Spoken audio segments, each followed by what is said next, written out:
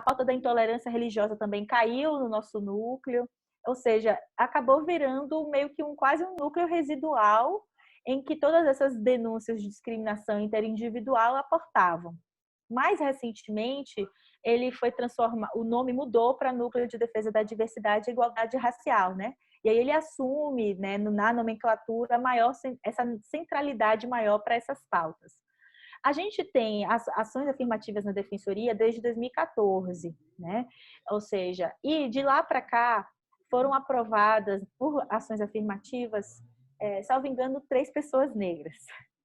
Ou seja, a gente tem uma ação afirmativa que não funciona, né? Quando eu entrei na Defensoria de São Paulo, não tínhamos ação afirmativa ainda. Eu participei do processo de defesa e de discussão que houve para que as ações afirmativas fossem aprovadas. E hoje eu participo do processo para que elas sejam implementadas, porque, de fato, elas não são efetivadas, né? No nosso último concurso foi aprovada uma menina negra, né? E eu nem sei se ela permaneceu ao fim, porque ela tinha sido aprovada em várias outras defensorias, né? Então, isso não significa dizer que não existam e não existissem pessoas negras na instituição, mas de forma muito reduzida, né? E aí é claro que isso compromete essa possibilidade de acessar a coordenação do núcleo, né? Porque não é todo mundo também que está predisposto, né? Geralmente, por ser um trabalho muito específico, né? Geralmente são defensores que têm um perfil muito particular, né? Que se predispõe a exercer essa coordenação. E se você tem um universo de defensores negros ínfimo, fica muito mais difícil, né? Então, eu acho que eu fiz esse retorno porque eu acho que são vários elementos que vão definindo essas trajetórias institucionais. E são várias decisões que são tomadas por agentes institucionais em momentos decisivos também, né? Então, eu sempre tenho destacado isso, porque até agora que essa ideia de racismo estrutural se popularizou, ou também, e mesmo a de racismo institucional, eu vejo que essa ideia de racismo estrutural, acho até que foi você que mencionou um pouco isso na sua fala, né? Tem sido utilizada meio que como sinônimo de racismo velado, racismo sutil, né? Aquela coisa etérea que a gente não sabe identificar onde está. E essa forma de tratar o problema, essa maneira como as pessoas vão se apropriando do conceito, ela vai gerando uma sensação não, ela vai gerando um contexto propício à desresponsabilização dos sujeitos que são responsáveis pela reprodução desse racismo estrutural, né? Aí eu lembro até da polêmica, não sei se vocês viram, do documentário que ia ser produzido sobre a vida da Marielle, né? E não tinha nenhum diretor negro, não tinha gente negra na equipe de produção. E aí a diretora, que agora eu não lembro o nome dela, falou: ai, gente, mas a culpa não é minha, a culpa é do racismo estrutural, né? Porque não tem atores negros, não tem, sei lá, produtores negros, não tem cineastas negros, a gente não tem o Spike Lee no Brasil, foi mais ou menos isso. Não lembro o detalhe da história agora, mas a gente não tem o Spike Lee aqui.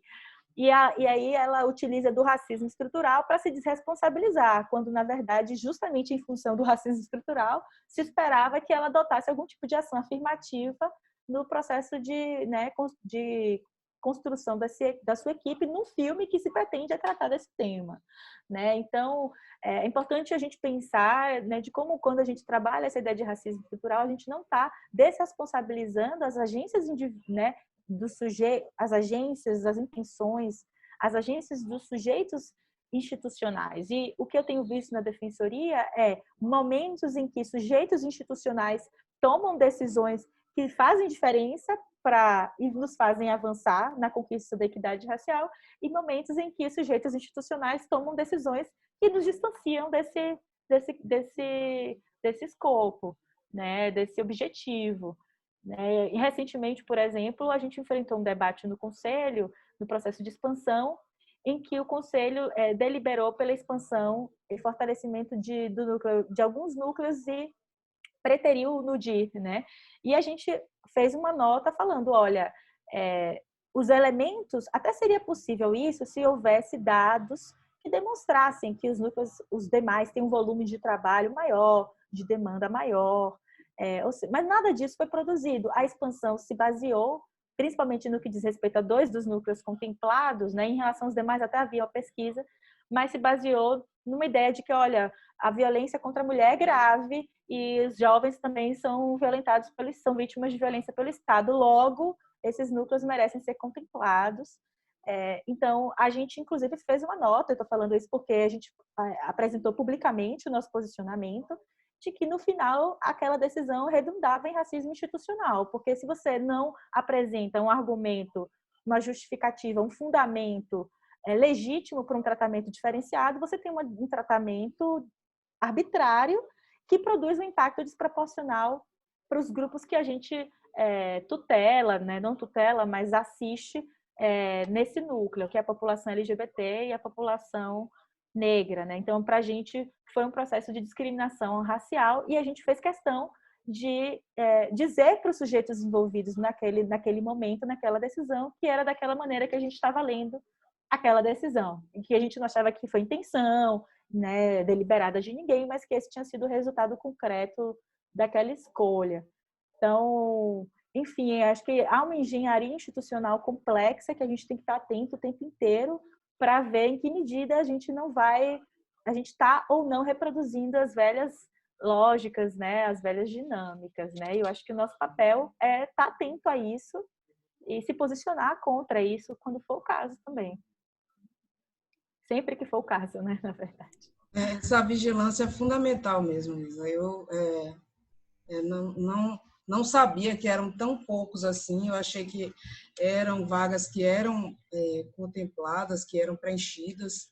Eu até conheço a menina que passou aí como cotas, foi a Patrícia, né? Patrícia é gente boa, muito. Ela era defensora lá na Bahia. Aí parece que ela passou em Minas e ela é mineira, né? E aí Ela é parece que mineira, eu ela vai lembro que para ela é lá. mineira. Vai para Minas, né? Ok. Aí, porque ela tem uma filha pequena, né? É mãe solteira, então, enfim. Mas eu acho também que reunir também LGBT junto né, das questões étnico-raciais também é uma forma de meio que fazer um conjuntão, né? Aqui o defensor público Totalmente. geral está fazendo um conjuntão. Enfim, eu não quero nem falar sobre isso muito assim, porque aí talvez fosse ser um tema só para mais umas 3 horas, só para a gente conversando sobre isso. Mas, assim, me impressiona, eu quero crer que seja desconhecimento e ignorância mesmo. Mas é uma certa visão. Ele é homem, branco, né?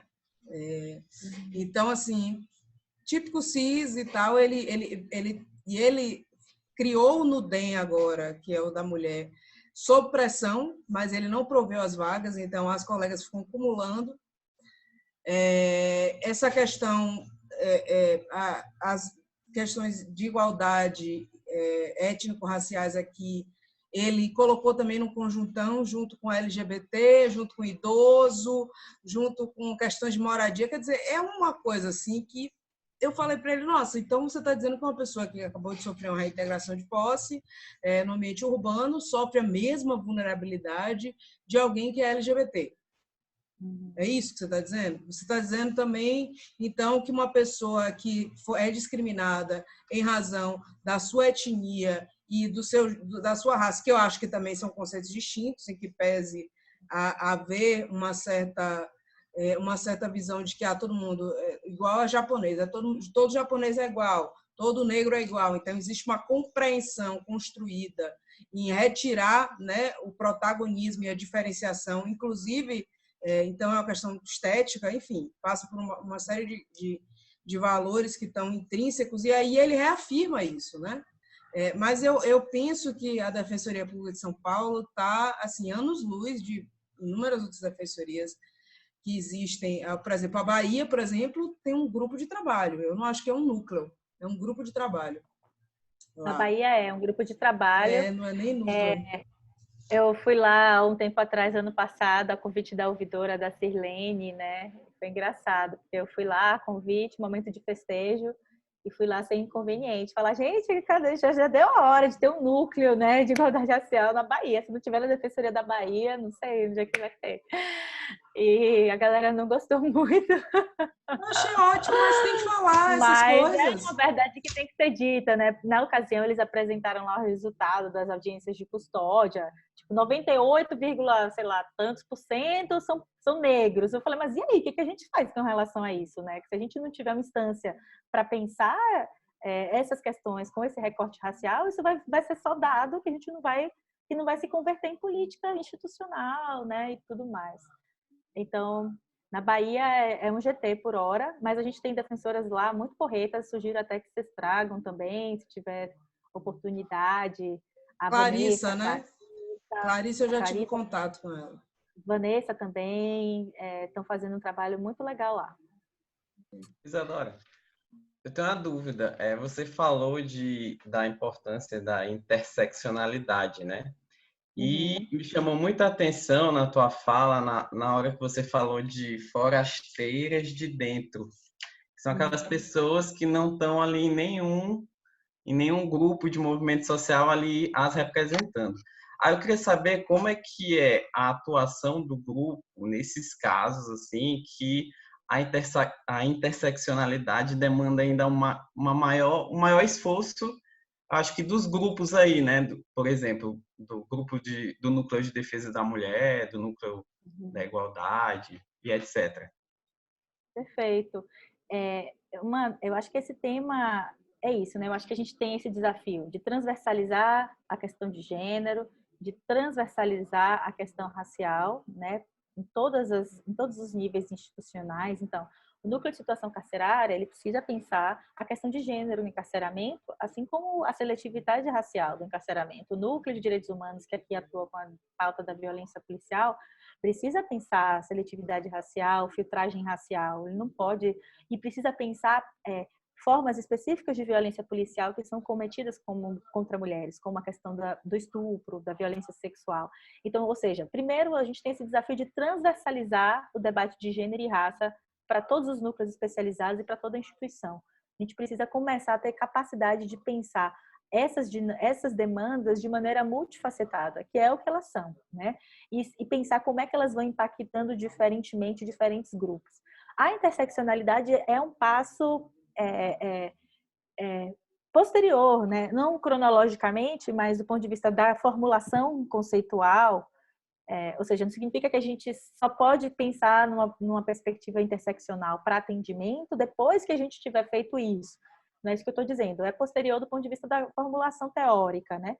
E ela vem justamente capturar esses problemas no ponto de vista de reconhecimento de direitos que acontecem em relação a grupos que são mesmo atravessados por diversos sistemas de opressão, né? As mulheres negras são um exemplo, mas a gente costuma utilizar mais porque a interseccionalidade é também uma categoria forjada no bojo do movimento feminista negro, né? Ou seja, que bebe das tradições epistêmicas de feminismos negros no contexto africano, ou melhor, diaspórico, né, da diáspora africana. Então, a gente tinha uma longa tradição, né, de estudos de gênero, raça e classe, até a gente chegar na nomenclatura que a Kimberly Crenshaw desenvolveu, que é essa da interseccionalidade. Mas, enfim, apesar desse vínculo histórico com os estudos, né, feministas, né, com Black Feminism, a interseccionalidade é uma categoria que pode ser utilizada para pensar intersecções de diversas ordens, né? Então, para você pensar, por exemplo, como é que o etarismo e a deficiência física interagem, produzindo uma situação particular de opressão interseccional, ou como o gênero, a deficiência e a raça. Ou seja, é uma maneira de pensar grupos que são afetados por diversos sistemas de opressão de maneira concomitante.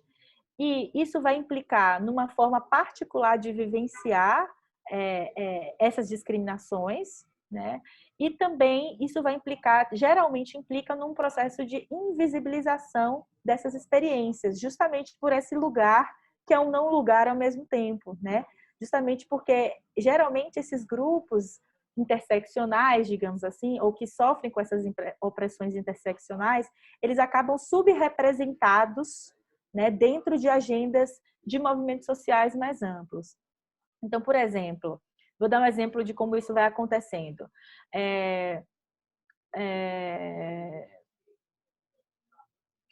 A questão das mulheres encarceradas, né? A gente sabe que o encarceramento feminino é um fenômeno que atinge preferencialmente mulheres negras. Como é um problema que afeta preferencialmente mulheres negras, é uma pauta que tende a ser invisibilizada ou escanteada dentro de uma agenda reivindicatória feminista, porque essa agenda reivindicatória feminista está pautada numa experiência de discriminação de gênero que dialoga com a vivência das mulheres brancas de classe média, que são aquelas que hegemonizam esses movimentos, né? Então, ou seja, aí a questão do encarceramento não deixa de ser pensada pelo movimento feminista como uma questão de gênero também, justamente porque ela afeta predominantemente um grupo racializado. E aí esse grupo racializado, essa pauta deixa de estar presente de maneira central dentro dessa agenda reivindicatória. Esse é um fenômeno que a Kimberly Crenshaw chama de subinclusão, né? Por mais que você tenha uma lógica de gênero que está relacionada com o processo do encarceramento feminino, hoje, a gente sabe hoje, por exemplo, que o aumento das taxas de encarceramento feminino estão relacionadas à questão da criminalização do tráfico, e a gente sabe que o envolvimento das mulheres com o tráfico dialoga com o modelo de divisão sexual do trabalho e dialoga com um conjunto de estereótipos e papéis sociais atribuídos às mulheres. É mais fácil para as mulheres, em razão de todos os padrões de gênero impostos, se envolverem numa conduta que não envolve violência, né? Que não envolve porte de arma, uma conduta, inclusive, um crime que você pode praticar sem prejuízo das suas atividades domésticas, por exemplo, né? Você pode guardar uma droga, você pode ir na sua casa sem que isso afete os seus papéis de gênero estabelecidos. Você pode empacotar droga na sua casa, sabe? E ao mesmo tempo olhar dos seus filhos. Então tem um componente de gênero. Uma vez eu atendi uma mulher na defensoria que ela foi presa transportando droga e ela ia receber com aquele transporte um valor para pagar o advogado do filho que estava preso por tráfico. Então, assim, há um componente de gênero no processo de encarceramento feminino, mas ele não é considerado pelas feministas porque é um fenômeno que atinge preferencialmente mulheres negras. E aí, não sei se eu te Dentro explico. Não, entendi. Assim, mas dentro da defensoria, há uma dificuldade dos núcleos trabalharem isso em conjunto para tentar promover políticas públicas, porque se há dificuldade nos movimentos sociais, né, eu penso que também dentro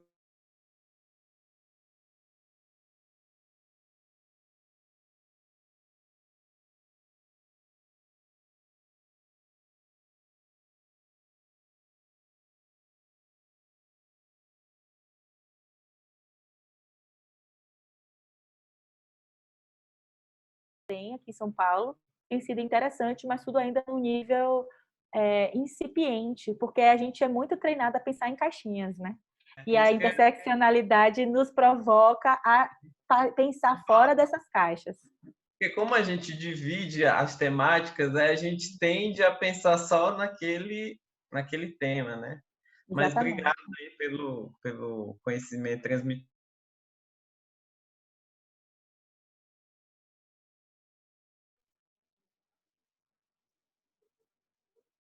Oi, Isa, muito obrigada. Eu estou aqui com esse probleminha de internet, mas eu acho que não causou prejuízo à aula. É só eu que perdi alguns trechos, o prejuízo foi para mim. Mas aí depois, qualquer coisa, eu te abuso. E desde já faço o convite. Mais uma vez, muito obrigada mesmo. E é isso, muito obrigada. Acho que não tem outra palavra melhor, exceto o agradecimento. Eu que agradeço, gente, a oportunidade. Acho que foi uma manhã super prazerosa para mim, pelo menos. Espero que vocês não tenham dormido muito. Essa dinâmica virtual é complicada, né, da gente manter a concentração. Eu falo isso como aluna, né, porque no doutorado mesmo eu tenho dificuldade. Eu vejo que o meu rendimento caiu muito, assim, Mas é isso, são as condições que a gente tem, né? E tem as vantagens também, né? Talvez eu não pudesse estar com vocês se fosse num projeto presencial, talvez seria muito mais difícil. Então, vamos aproveitar também essa vantagem que esse momento aí virtual das nossas vidas nos dá, de nos aproximar e tal, né? E eu só tenho a agradecer. Para mim foi super ótimo conhecê-los. Puxa, desejo muito sucesso aí nas trajetórias de vocês, na Defensoria. Espero que vocês se encontrem na Defensoria, que vocês sejam muito felizes nessa carreira, nessa instituição, tá? E fico à disposição. Eu vou botar aqui o e-mail do núcleo no chat para quem quiser fazer contato. A gente está sempre disponível, tá? E uma outra coisa até que eu queria perguntar, Júlia, tem representante do Amapá na comissão de diversidade ou de igualdade racial da ANADEP? Você sabe dizer? Tem. Juliana Rodrigues. Ah, Juliana, é verdade, fofa. Beleza. Então, ótimo. Vocês estão bem representados. Ela estava até me falando